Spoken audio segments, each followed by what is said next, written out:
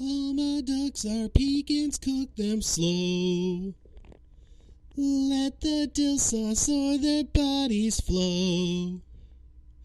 First make sure none of them are alive. Set that oven up to 355. All my ducks are Pekins, cook them slow. Let the dill sauce or their bodies flow.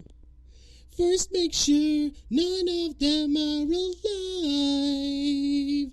Set that oven up to 355. Welcome to the shed of Pekins quacking loud. They must be called away. It's harvest day. Just because they flap and run toward the door doesn't mean their fate should change. From Cleaver blades, you'll need a good chop log not too far from you. You'll want a plastic bucket, also that is true, or else they'll spray all over, stain the clothes of you. But once they lose their heads, just don't forget. All my ducks are Pekins, cook them slow, slow, slow, slow. Let the dill sauce or their bodies flow, flow, flow, flow. First make sure none of them are alive. Set that oven up to 355. They put up quite a struggle, they do it well. Their pant from time to time takes on a rotten smell. Yeah, they have clawed, webbed feet, not to mention they shiver at the sense of your intentions. They're gonna taste like very buttery chicken beef. Go grate with some mashed potatoes underneath. You'll think, how'd I forget to buy parsley leaves? Tasty as it gets, just don't forget.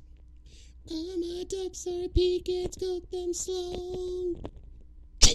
Let that dill sauce or their bodies flow. All my ducks are Pekins, cook them slow. Let the dill sauce or their bodies flow. First make sure none of them are alive. Set the oven to 355. All my ducks are Pekins, cook them slow. Let the dill sauce on their bodies flow. All my ducks are Pekins, cook them slow. Let the dill sauce on their bodies flow. Doo, doo, doo. No bucket will, look how far they've sprayed.